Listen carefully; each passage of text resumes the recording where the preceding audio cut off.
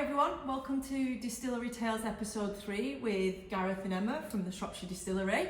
Here to have a catch up, bit of bant and just to see what we've been up to over the last week here at the Shropshire Distillery. So tell us what you're drinking first, G. Okay, so this week we've released our apple and honey that we spoke about in the last episode, so really excited about that. The first day of spring yesterday. Why am I pointing backwards? I don't know. As though it's like this when you time say about last week. time. Was the first day of spring yesterday, and that's when we release it. So I've chose to drink our apple and honey with, as we would say here at the Shropshire Distillery, a full fat tonic. Fully leaded. So yeah, that's what I've got, and I've garnished it with an apple, one of the apples that have been dried out to go in that distillation. Okay, fab. And I'm drinking a bee's knees, so a cocktail using the apple and honey. But you've made it, so do you want to tell us what's in it? Yeah, so bee's knees, we've got 50ml of our apple and honey, and then we've got the same honey that we distilled with, which this year is Hilltop honey, it's their Blossom one. Okay. So we've got 25ml of that, so that gives that sweetness in there, and then just to give that sourness, because it's a sweet and sour, the bee's knees, we've then used lemon juice. We've got 25ml of the lemon juice. Okay. All in a shaker, shaken up, and then served with a lemon wheel. The lemon wheel is obviously a note to the lemon that we've used in there, the lemon juice. But unlike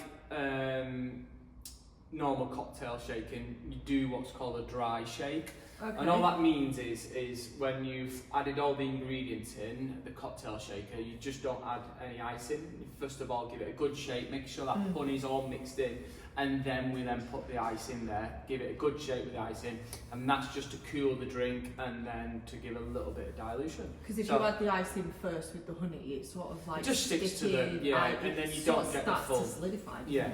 So okay. Cheers, tits and ass, everyone. Cheers. No, see, now that's right up my street. It's tart with the lemon, but you've got a little bit of sweetness, and then you've got the hit of the gin. Yeah. Nice. But they call these a sipping drink, don't they? Yeah, it's definitely a sipping. So we'll be watching it. Made you a big measure there. That is lots of ice in that one. Yeah. Sorry, this time. But this year it is different, which we do like. This is a special edition. And tasting that then is a lot different from last year. Not a lot, but different, which is nice. Yeah, it is. We've been doing a lot of tasting with it this week because with using Hilltop honey, it's a different honey. Last year we used a local honey to us here in Elmsmere. So yeah, it's given it a different balance really. Still, it's their Blossom honey, so you do get some florals in there which complement the hibiscus and the rose petals that we put in. But yeah, giving it a bit of a different vibe this year, which is nice. Unlike our other gins, which are core gins, where we're keeping them consistent all the time. So like bottle 50 tastes like bottle 500 in that sort of concept. Whereas one of the big reasons we only release this once a year is because of the differentials within the honey. Because even if we can use the same local honey each year, it's still different anyway, isn't it? Because of where the bees are pollinating or where they're hived, if that's even the right word to use. I don't know. Yeah. Beekeepers let us know. Yeah. But super smooth again, which is good. That's we've not got the sweetness though. We've got a little bit of sweetness, but because we've distilled with the honey. But yeah, one of the big things that we're really proud of here is everyone always comments on how super smooth our gin is, and again this year, super smooth, giving that flavour, lingering on the palate. So super smooth being, it's a great compliment because it's down to the techniques that we use. So for us, we've already mentioned we've got Jean and Anne, who are the working girls of the distillery. So they're our copper pot stills. Is that PC? No, but never. So the working girls being Jean and Anne, 50-litre copper pot stills with their, as I like to say, their big bellies. Yeah. This is where we charge it with the alcohol. So we fill it with the base alcohol, and then we use that one-shot method that we discussed last week. So we're using a one load of botanicals for that one distillation, and in there goes the honey as well. So the honey's not added afterwards, it's distilled, so you are not getting any of that sweetness. It is just purely the aromatics that come through, and the smoothness is down to like the thyme and the copper that we use. So again, we like to liken things to daily things that people do so people can relate to stuff. and you can understand it in an easier way. So for us, it's a bit like cooking. So we like to say if you cook it low and slow, it tastes far better than if you cook something high and fast. So like if you relate to things like stews, curries, chilies, that sort of thing. Okay. And yeah, so we've tried it along, obviously at the very beginning of our process when we started the distillery, but we cook it low and slow. So once we hit the boiling point of the alcohol, the first part of the distillation comes off, which is what's referred to in our industry as layman terms as heads. So that's the methanol, which is like acetone and it's not good for you basically. Yeah, we don't want that. So we need to get rid of that. So once we've got rid of that and we know that that methanol has gone, and we then go into what is called the hearts of the distillation, which is the good bit, that's what we like to drink, that's what we collect and that's what we should be drinking. We turn the heat down, so rather than it bubbling high and fast all the time, it just simmers away gently, so it's getting a constant contact of copper all the way through, and that copper is really good for removing sulfates and impurities within the alcohol, because that base alcohol is quite rough. Yeah. You wouldn't want to drink it. So, lots of copper contact. Some people in their distilleries, and you may have seen them yourselves, where we've seen them, certainly, they've got big, massive stainless steel equipment, which, beautiful to look at, but there will be some form of copper, or generally speaking, you'll find some copper in there somewhere, because actually for that alcohol to pass through it, we know it removes sulfates and impurities. So for us, excuse me, sorry. Another drink. Oh gosh, I don't know what's happened there, sorry. We could distill it a lot quicker, but we choose to turn that heat down and cook it slower. So it's got more copper contact, which makes it super smooth. And then another thing that we do here as well is we blend, don't we? So blending our water. Yeah, we don't blend our gin, sorry, I thought you meant we blend. Yeah, no, blend. I'm thinking about the smoothness and adding, for us, is another thing we do. We blend our water or in the distillate when we bottle it down to bottling strength. Yes. We take up to a week really to blend that down, and that's due to the oils in there. Yeah, so the process of distillation for us, all the flavour in these gins comes from the oils of the botanicals. So essentially, through the distillation process, as it heats up, the oils are extracted from the botanicals, and that's what flavours the gin. Yeah. So then, we all know water and oil don't like to be together. So if you go and throw a load of water in your distillate that is full of super concentrated oils, then actually it's not going to like it. And we know scientifically a thermal reaction happens. You can feel it sometimes, especially like on the gin school with the little beakers. Glass beakers, you can actually feel it if you add too much too quick. So actually if it heats up again, that's having an impact on all the flavours. So, for us, we purify our own water on site, so we're not storing or holding, and again, for waste purposes, we just purify what we need.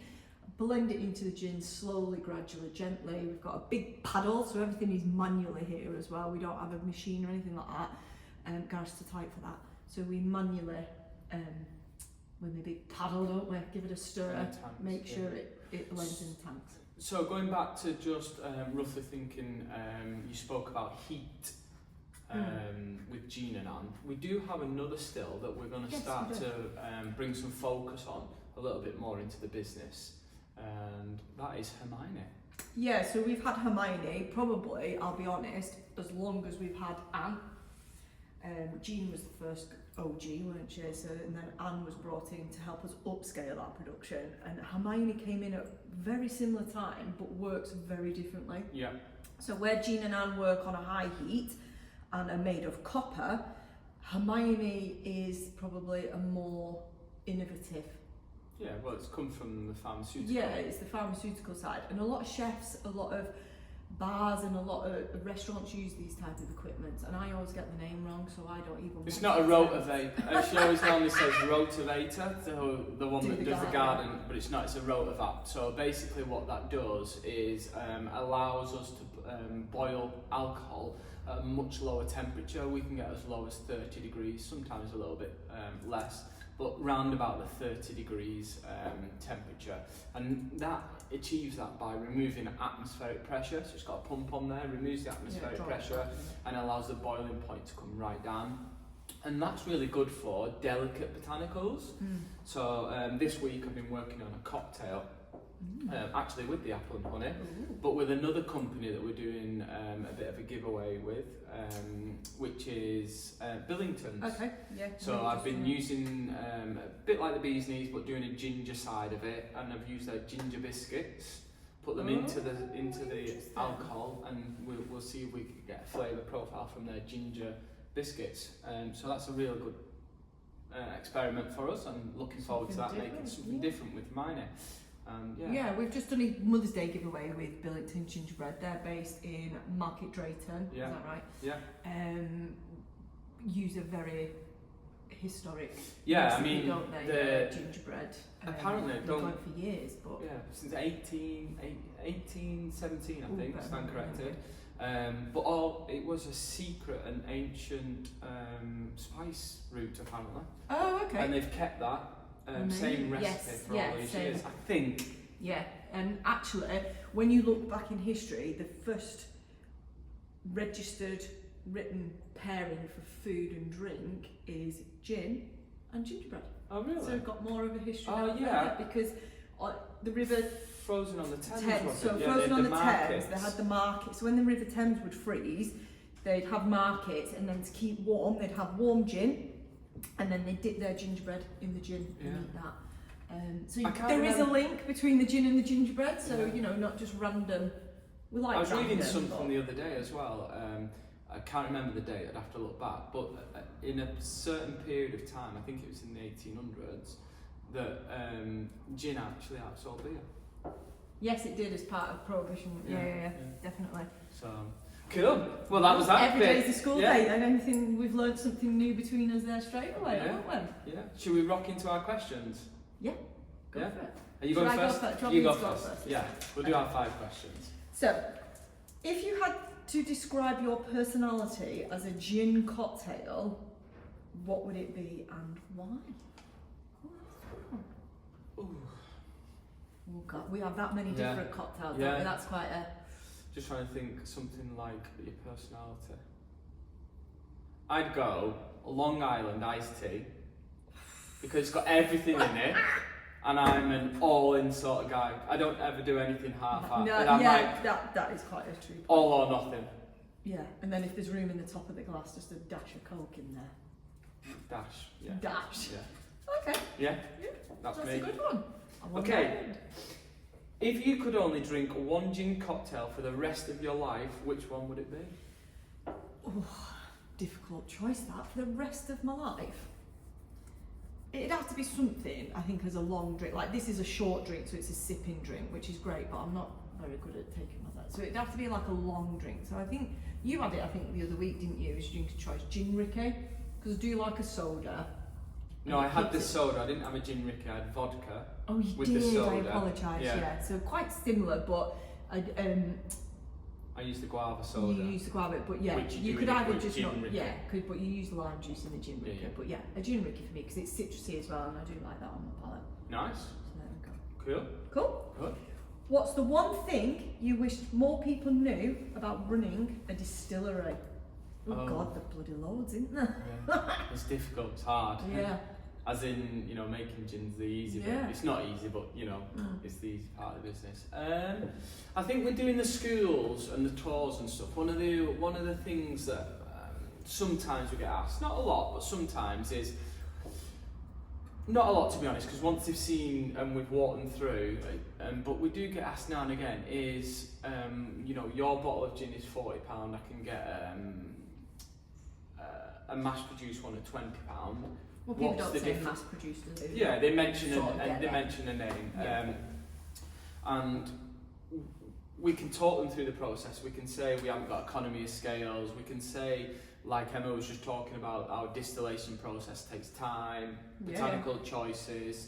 We can paint the whole of that picture. That's quite easy to do and get the customer to see that. But what I struggle with is we pay the same duty tax as the big guys. Everybody in the spirits, we all pay the same duty. So unlike say beer, where they get like a relief, don't they? So if you're a small producer with beer, as a brewery, there's curtlages, different levels, Yeah, isn't there? yeah. So if For you whatever literage for whatever you literage you produce, produce, and for us, if we were a distillery to mirror that brewery, we would get a small producer's relief. Yeah. But with it being spirits over Yeah. a certain percentage, And it's just you hard don't to get tell the customer without sounding like you're moaning.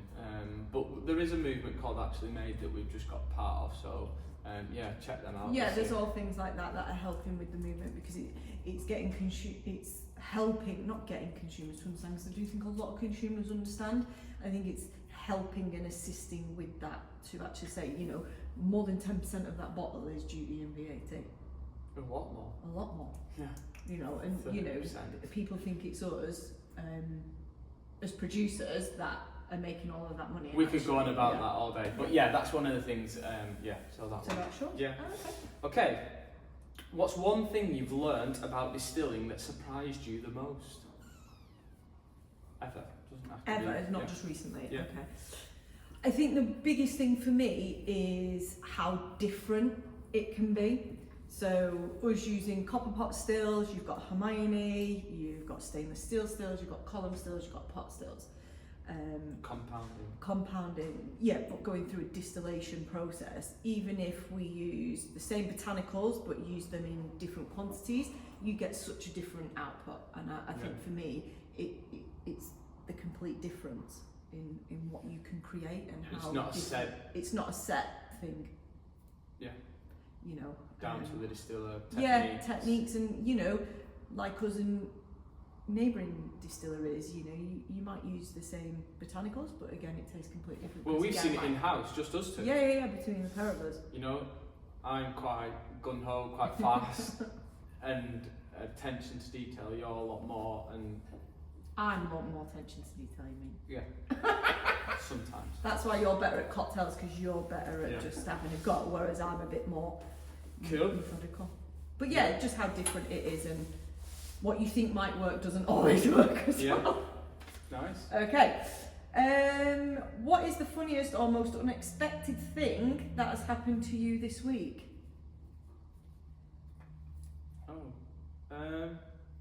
Oh, right, okay.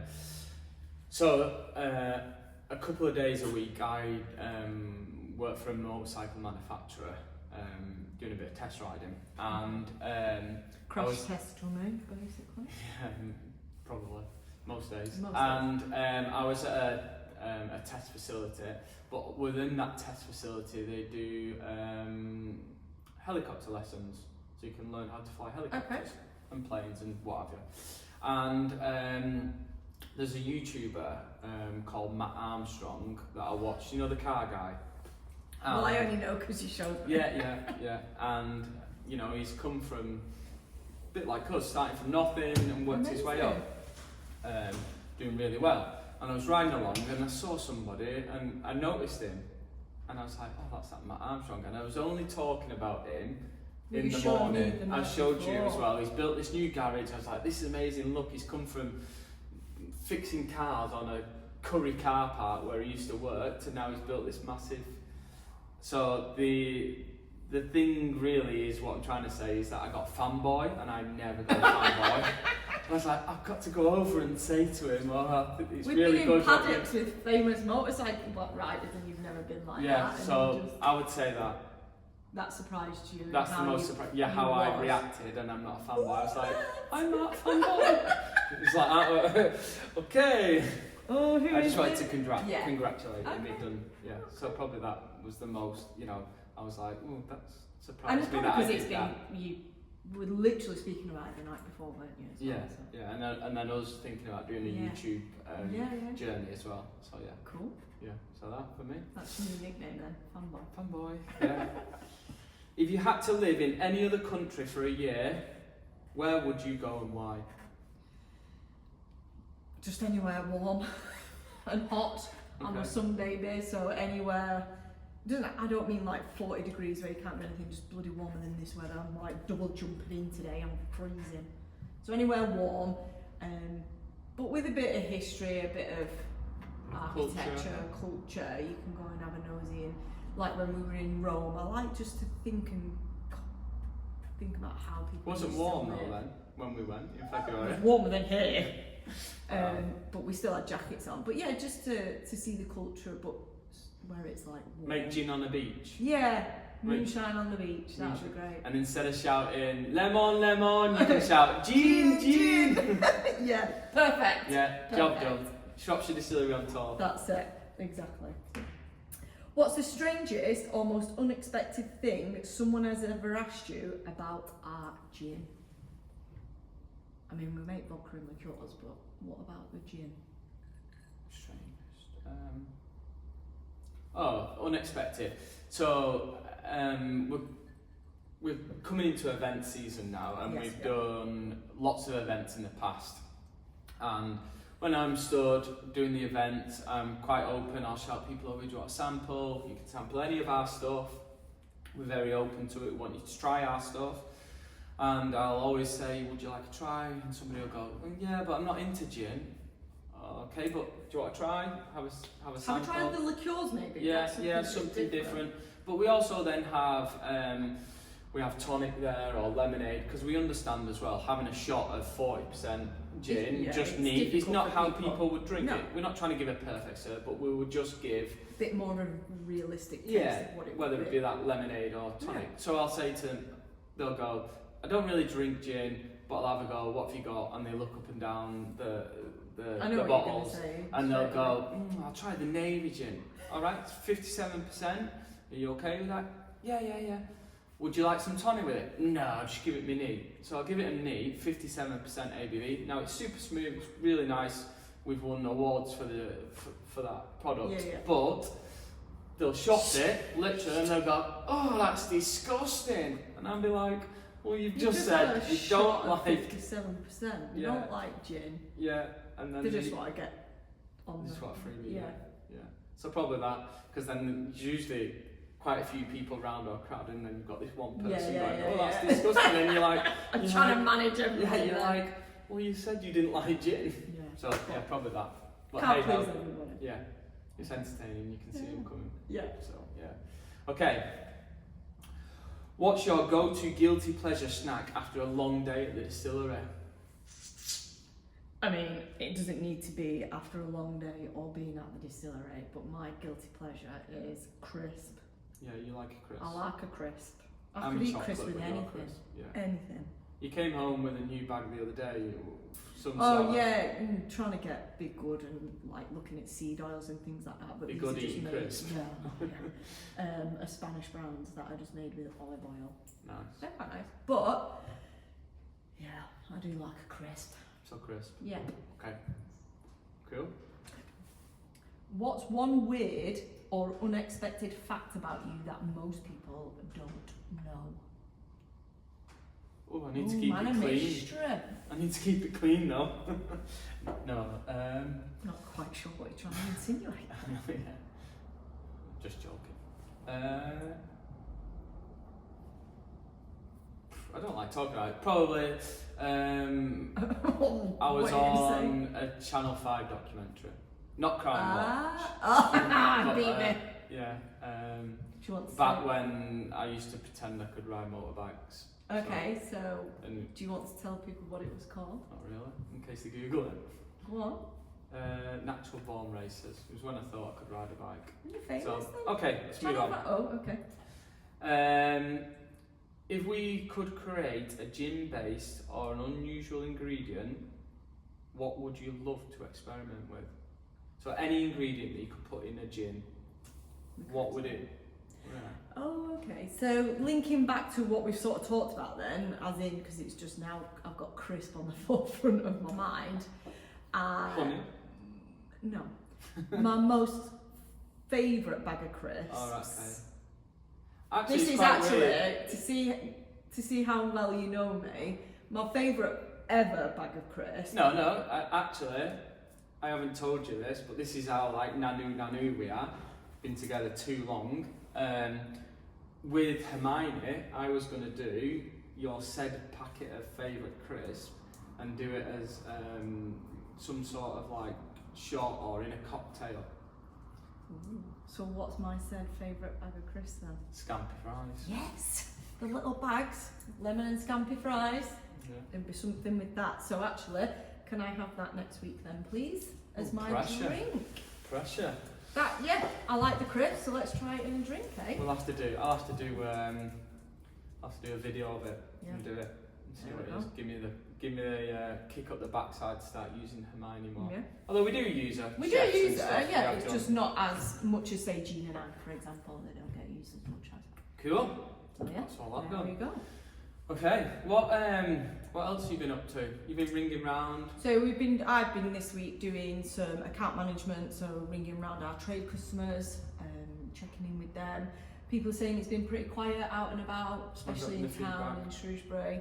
People, I think, probably waiting for half term because Easter's coming up, but also Mother's Day, that sort of thing. Yeah.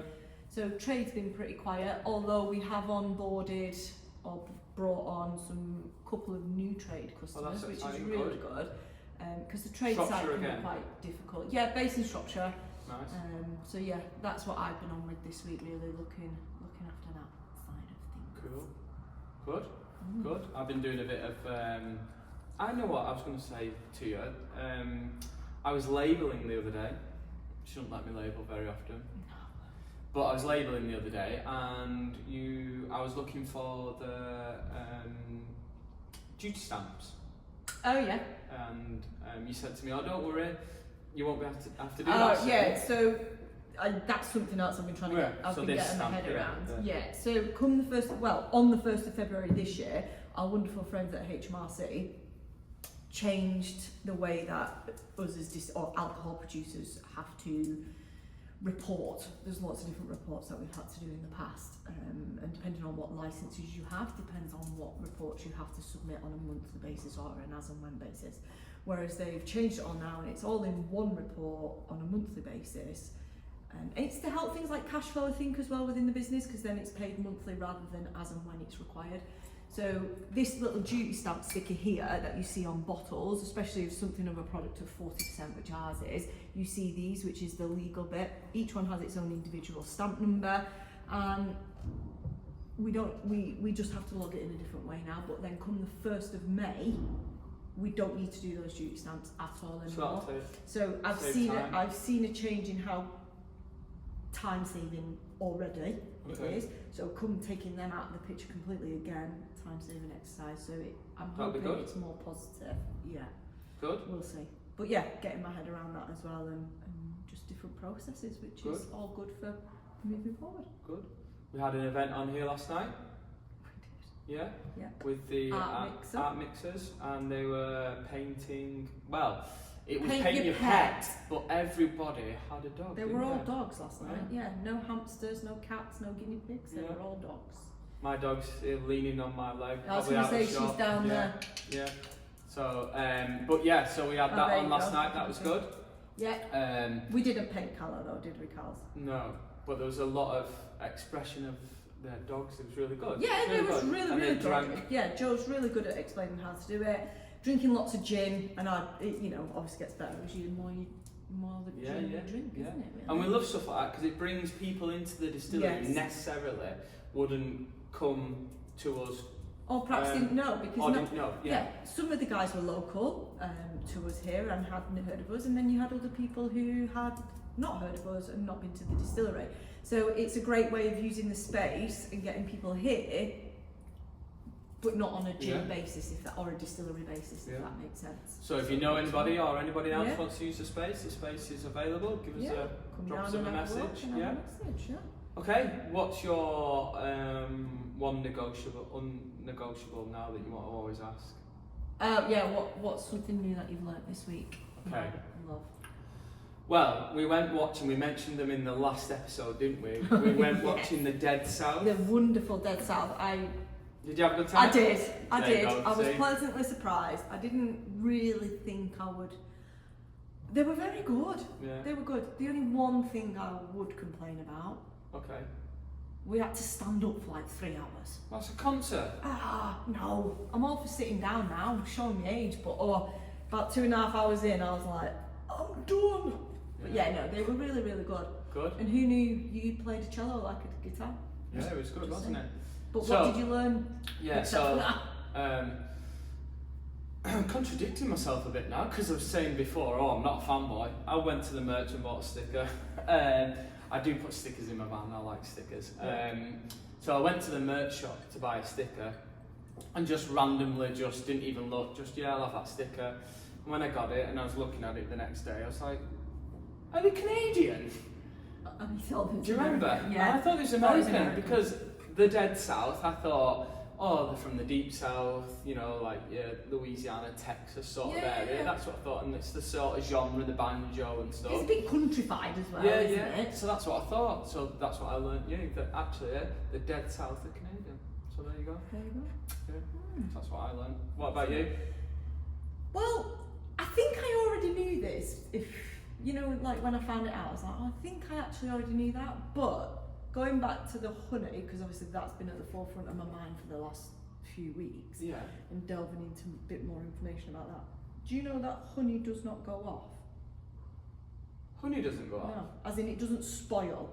It's the one thing Well, that what happens doesn't when it spoil. goes like crystally and When it solidifies, it's just solidifying, it's not gone off. You can just warm it up gently, like beekeepers or people who sell the honey, they've got warmers, they just warm it up to make it runny honey. Because you can get solid honey as well. Well, I'm going to use that one next week. We can just keep relearning. Yeah. But also, did you know, I didn't know this bit, but I want to say Swizzle stick. the honey dopplers or the swizzle sticks that they use, they're wooden. Oh yeah. Or you might see them as ceramic. Yeah, and they've got the cut out of little them, circle things on them.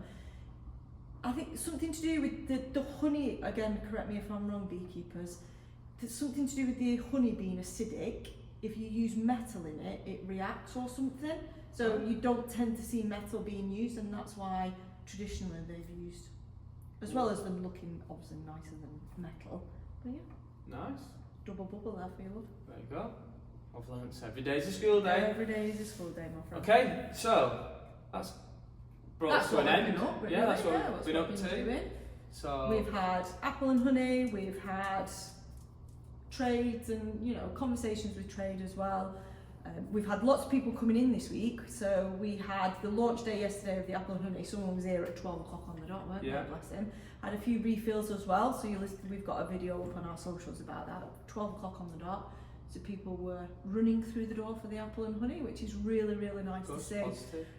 If you've got any questions for us as part of our Q&A, whether they're personal related, distillery related, gym related, whatever the case what they may want to be. see, whatever you guys want to see. Pop them in the comments below. You ask us anything you want us to talk about, process-wise, distillery-wise, a topic conversation. More than happy to do that. Just pop it in the comments or get in touch with us via our socials, and we're more than happy to chat about it. Like, subscribe to the channel, share the do. channel. We're on a journey. Hope you guys want to come on the journey with us. And that'll only help with what Emma's just said then. You can sort of feed and direct us a little bit as well if you want to see certain things. But like and subscribe, share our channel. Brilliant. Thanks ever so much, guys, and we'll see you next week. Cheers. Cheers. It's nice.